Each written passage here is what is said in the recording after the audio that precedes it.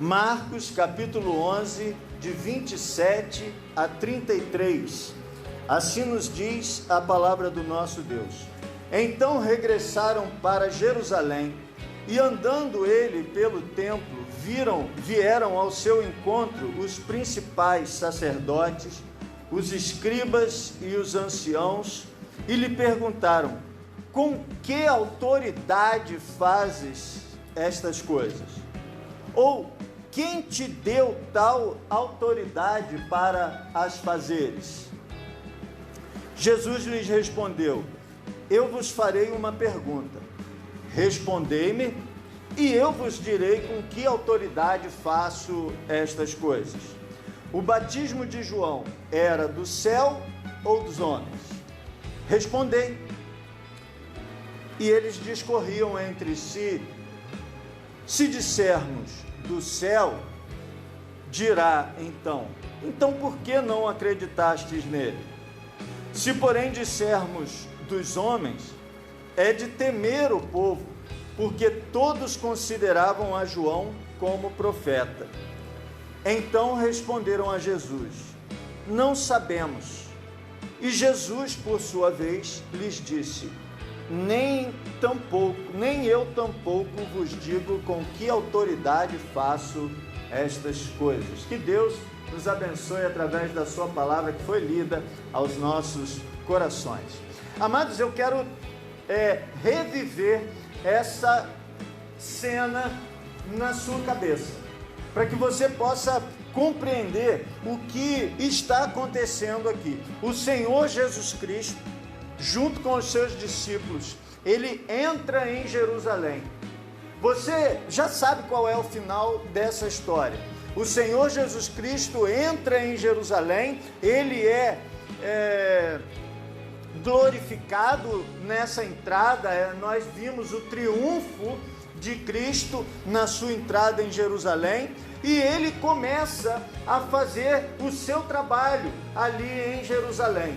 E quando ele chega no templo em Jerusalém, ele encontra uma situação que para ele era horrorosa. O Senhor Jesus encontra o templo tomado de pessoas fazendo comércio. As pessoas então vieram fazer comércio dentro do templo. E nós vimos que esse comércio dentro do templo era feito exatamente na parte do templo separada para os gentios. Então, o chamado átrio dos gentios era o pátio mais exterior, onde as pessoas que não eram judeus de nascimento, as pessoas que ainda não faziam parte do judaísmo, mas que foram alcançados pela palavra de Deus, essas pessoas teriam aquele lugar para se sentar. É interessante isso, porque a gente vê assim, normalmente, uma pessoa que vem visitar a igreja e que não vem acompanhando alguém, ele normalmente senta nos últimos bancos. É normal, né? A pessoa que ainda não se sente de casa, ela fica sentada lá nos últimos bancos. Então era como se fosse os últimos bancos, o espaço reservado para aqueles que ainda não haviam se convertido a Deus. E aí pensa que eles foram nesse lugar que era para receber aqueles que iriam ouvir a palavra de Deus. Eles vão nesse lugar e colocam bancas para vender as coisas que as pessoas precisavam comprar, é verdade, mas eles tinham que procurar um outro lugar para vender aquilo, e não dentro da casa do Senhor, e não dentro da igreja. Igreja não é lugar de comércio, igreja não pode visar lucro, igreja não é feito para ganhar dinheiro. E aí perceba, por que Jesus fica chocado, por que Jesus fica irritado, muito aborrecido com essa situação? Porque o povo, ao invés de estar querendo ganhar, trazer pessoas para a presença de Deus, elas estavam ocupando o lugar dessas pessoas com com seus ganhos pessoais. E então você conhece a passagem, Jesus então interrompe aquilo. Jesus vira a banca. Jesus impede que as pessoas transportem coisas de um lado para o outro. Jesus então muda a ordem do que estava acontecendo ali naquele templo. Amado do Senhor, Jesus queria transformar a religião daquelas pessoas. Aqueles homens tinham olhavam para a religião como um meio de se beneficiar. Infelizmente, até os dias de hoje, muitas pessoas olham para a religião como um meio de se beneficiar. Procuram achar nas coisas de Deus benefício próprio, benefício humano. E quando Jesus tenta transformar isso, eles não aceitam. Eles não aceitam. E eles então começam a procurar um meio de pegar Jesus na esparrela. E eles começam então a fazer um questionamento. Um questionamento que não era para aprender. Um questionamento que era para derrubar. Você conhece a diferença? Quando alguém te faz uma pergunta querendo aprender, ou quando alguém te faz uma pergunta querendo te derrubar. É muito ruim quando alguém te faz uma pergunta querendo te derrubar. E aí eles fizeram uma pergunta querendo derrubar, viraram para Jesus e falaram: tá bom, você virou a banca, você está impedindo esse comércio, você está mudando as coisas por aqui. Com que poder, com que autoridade você faz essas coisas?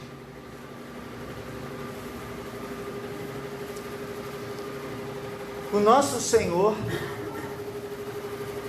Ele tem a mente acima da mente humana. Por isso, nós devemos procurar a mente de Cristo. E Ele não cai em esparrela. Ele não cai em conversa fiada. Ele não se deixa derrubar por conversa humana. E então, quando ele percebe que aquela pergunta não era vontade de aprender, que aquela pergunta era vontade de derrubar, ele então responde com uma outra pergunta. Olha a pergunta que ele faz. Ah, tá bom, vocês querem saber com que autoridade eu faço isso? Então eu vou fazer uma outra pergunta para vocês. Se vocês responderem a mim, eu respondo de vocês. Vem cá. O batismo de João era do céu ou era dos homens? E aí eles tinham feito uma pergunta para derrubar Jesus, e agora Jesus faz uma pergunta para derrubá-los. E aí eles param e pensam assim: bom, se a gente responder que o batismo de João era de Deus, ele vai perguntar: então por que vocês não creram nele? Por que vocês não se arrependeram? Você se lembra qual era o batismo de João? Nós vimos aqui semanas atrás, meses atrás. Nós vimos aqui que o batismo de João era o batismo de arrependimento. Que João era a voz que clamou no deserto e disse: olha, vocês se arrependam dos seus pecados. Então, se eles respondessem que a voz de João, que o batismo de João era de Deus, eles teriam que dizer: então por que vocês não se arrependeram? Por que que vocês não deram ouvidos ao que João ensinou? Por que que vocês não mudaram a vida espiritual de vocês? Amados, tem gente que ouve e fica analisando e fica avaliando a palavra. A palavra de Deus precisa ser recebida. Eu canso de dizer isso para vocês. A palavra de Deus não existe para aumentar o nosso conhecimento. A palavra de Deus não existe para que você seja catedrático em filosofia.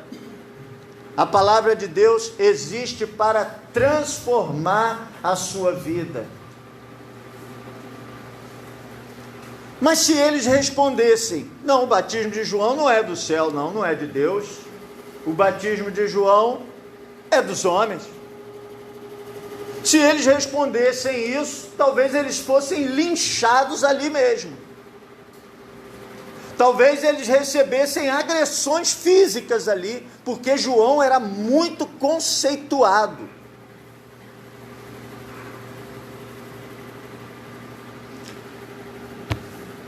Eles tinham mais medo das pessoas do que de Deus. Eles temiam as pessoas, mas não temiam a Deus. Então, Jesus diz: então já que vocês... Aí eles dizem: não, nós não sabemos. Eu não posso dizer que é do céu. Eu não posso dizer que é dos homens. Então eu digo que eu não sei. Aí Jesus: tá, então se vocês não me respondem, eu também não respondo vocês. Mas nós que conhecemos Jesus, sabemos com que autoridade ele ensinou. Sabemos com que autoridade ele estava fazendo aquilo. Sabemos com que autoridade ele estava limpando o templo. Sabemos com que autoridade ele estava transformando a religiosidade das pessoas, com a autoridade de quem é o poderoso Deus, o próprio Filho de Deus, o próprio alvo da adoração, o próprio dono daquele lugar. Eu pergunto a você: quem é o dono desse lugar?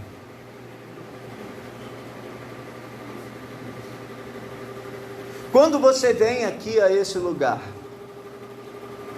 você vem por causa de quem?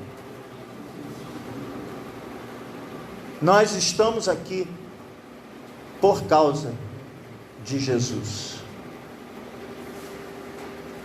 Porque Jesus fala ao seu coração, ao meu coração, aqui nesse lugar.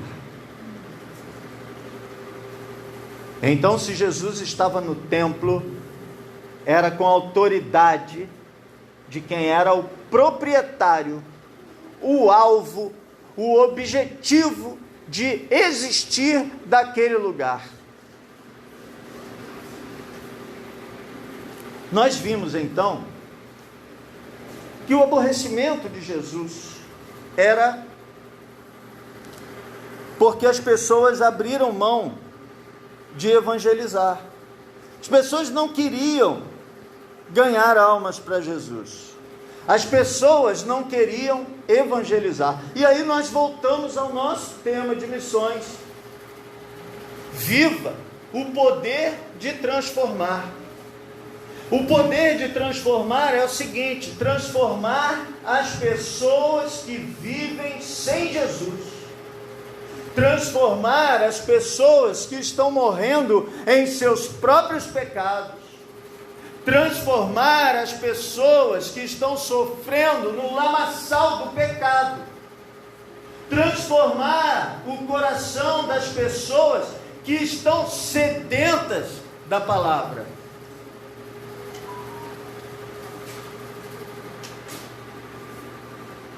Mas só que para transformar, primeiro eu preciso ser transformado. O que Jesus nos ensina aqui é que para transformar o gentio, para transformar aquele que ainda está vivendo sem Deus, para transformar aquele que está longe de Deus, eu preciso primeiro ser transformado. Eu preciso primeiro que essa palavra faça diferença em minha vida. Você conhece a grande comissão, o grande mandamento, a grande ordem de Jesus? Quando Jesus ia para o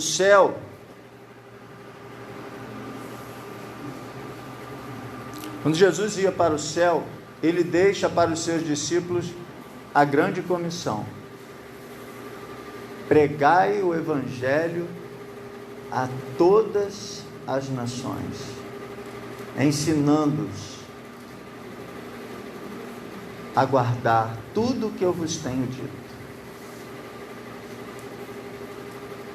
Essa é a grande comissão.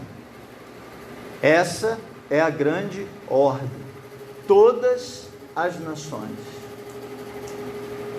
Então nós precisamos transformar uma pessoa que está na Ásia.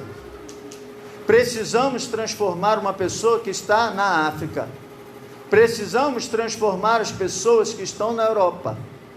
Precisamos transformar as pessoas que estão na Oceania. Precisamos transformar as pessoas que estão nas Américas. Mas primeiro, nós precisamos ser transformados. E aí nós vamos encontrar aqui algumas perspectivas para essa transformação.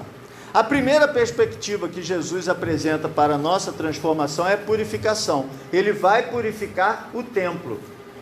Quando Jesus purifica aquele lugar, quando Jesus tira o comércio daquele lugar, Ele está mostrando para mim e para você que nós precisamos primeiro limpar o nosso coração de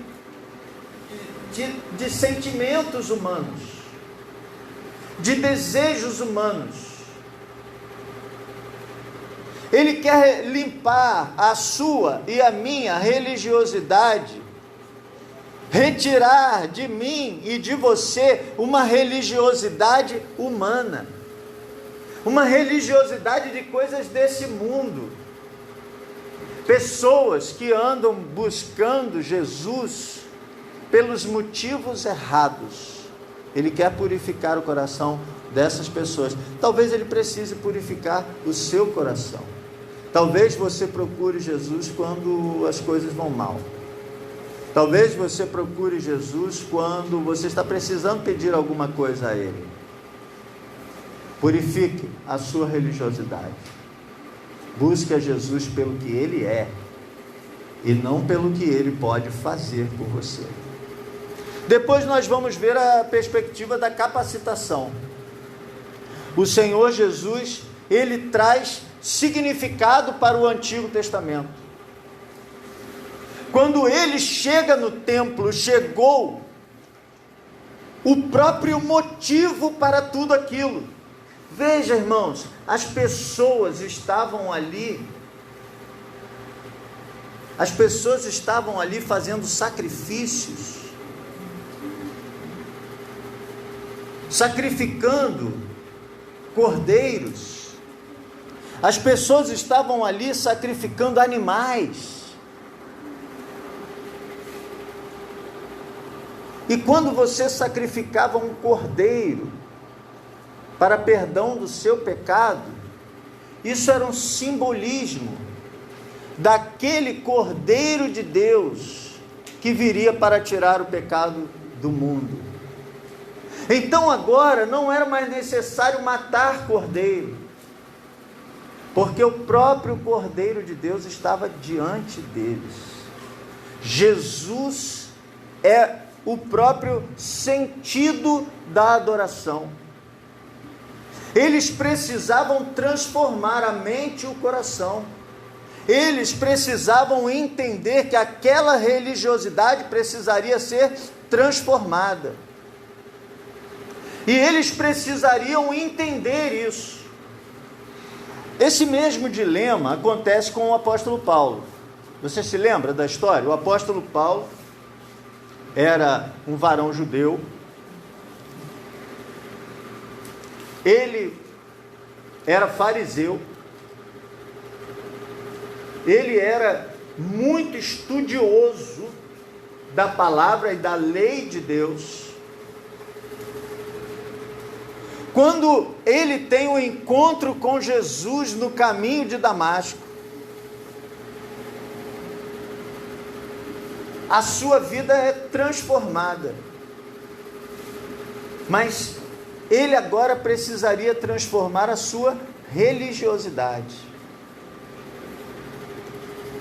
Eu não sei, meu amado, de onde você vem. Eu não sei qual é a sua religiosidade. Mas Jesus transforma a religiosidade. Quando o apóstolo Paulo recebe essa transformação, quando ele tem um encontro com Jesus e a sua vida é transformada, ele precisa organizar na sua mente essa nova vida com aquele antigo conhecimento que ele tinha. Quem já foi católico e agora é batista, entende o que eu estou falando.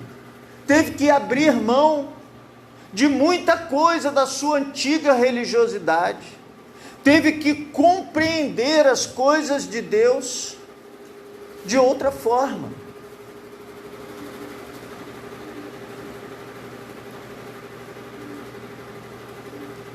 O apóstolo Paulo então se retira. O texto de Gálatas, capítulo 1, de 15 a 18, ali ele diz que ele fez um retiro, vamos chamar assim, para digerir o evento da sua conversão a Cristo, que aconteceu num ato, que aconteceu num momento. Ele precisa digerir isso à luz daquilo tudo que ele conhecia. Ele então passa 3 anos estudando. No final desses 3 anos, ele tem um encontro com o apóstolo Pedro. E aí, então, ele começa a viver e a ensinar aquilo tudo que ele aprendeu. Você precisa deixar Deus capacitar você. Talvez você não entenda muito bem as coisas de Deus, mas você precisa buscar esse entendimento. Existe um jargão muito comum em meio evangélico: Deus não chama os capacitados, mas capacita os chamados. E é exatamente isso que aconteceu com o apóstolo Paulo. Ele foi chamado, ele se converteu, e depois ele foi capacitado para daí pregar as boas novas a todas as pessoas pelo mundo inteiro. Jesus está chamando você, transformando o seu coração, para que você possa se capacitar para fazer a boa obra do Senhor.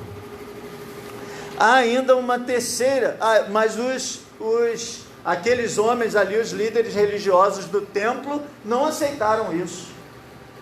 Não, eu que já sei, eu que sou o conhecedor, eu sou o responsável pela condução das coisas do trabalho de Deus aqui nessa casa, eu que sou responsável por pregar aqui nessa casa. Pois a nossa vida vai se transformando a cada dia. Como é bom aprender coisa nova sobre Jesus. Aliás, hoje é um ótimo dia para aprender coisa nova sobre Jesus. Quarto lugar, a perspectiva do amor. Aliás, a perspectiva do poder. Foi exatamente essa perspectiva de poder que foi o questionamento deles. Com que autoridade você faz isso? Com que autoridade você derruba a banca? Com que autoridade você impede o comércio? Com que poder você faz isso? Essa força que você está exercendo essa força, esse poder, essa autoridade, da onde vem? Esse foi o questionamento daqueles líderes religiosos. Com que autoridade você faz isso? Jesus tinha autoridade própria, autoridade dele. Ele é o poderoso Deus. E você? Com que autoridade você fala das coisas de Deus? Com a mesma autoridade dos apóstolos. Quando Jesus dá a grande comissão para eles, vão pelo mundo todo, pregam o evangelho, Jesus diz o que logo em seguida? Ainda não. Vão para Jerusalém. Está acompanhando comigo a série de Atos, domingo de manhã. Vai para Jerusalém e aguardem até que vocês sejam revestidos de poder, do poder do Espírito Santo. É com a autoridade dada pelo Espírito Santo que eu prego a palavra. A minha pregação não vem de mim. A pregação que eu trago para os irmãos não é com minha autoridade, é com a autoridade do Espírito Santo. É sob a orientação do Espírito Santo. Quando você fala do amor de Deus ao seu vizinho, precisa ser sob a autoridade do Espírito Santo. Amém? Quando você fala do amor de Deus ao seu familiar, precisa ser sob o poder do Espírito Santo. Quando você fala do amor de Deus a uma pessoa na fila do hospital, precisa ser sob a autoridade do Espírito Santo, sobre o poder do Espírito Santo. Há poder em suas palavras quando você é instrumento do Espírito Santo. E por fim, o equilíbrio. O equilíbrio entre poder e amor.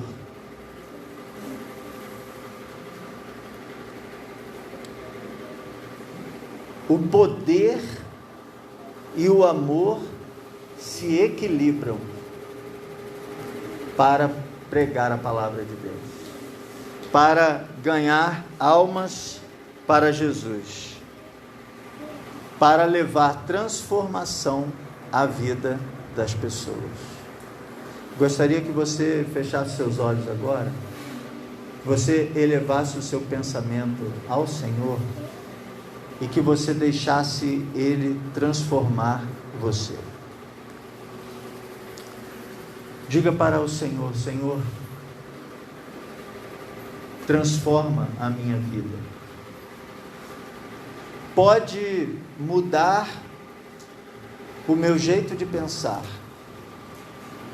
pode mudar o meu jeito de fazer as coisas. Eu te dou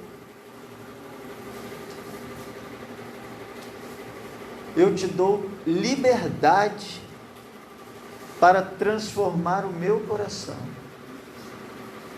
Eu te dou liberdade para transformar a minha vida, para que o poder do Espírito Santo habite em mim e faça diferença através da minha vida, para que o amor às almas perdidas faça diferença na minha vida, para que eu possa aprender mais do Senhor a cada dia, que isso faça diferença na minha vida, para que o meu viver contigo seja puro, seja santo, seja perfeito aos teus olhos.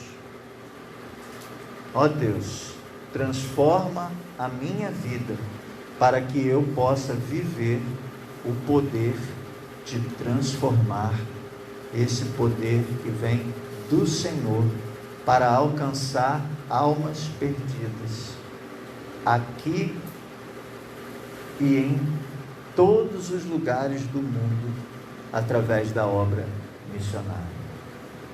Essa é minha oração, Senhor, que eu faço em nome de Jesus. Amém.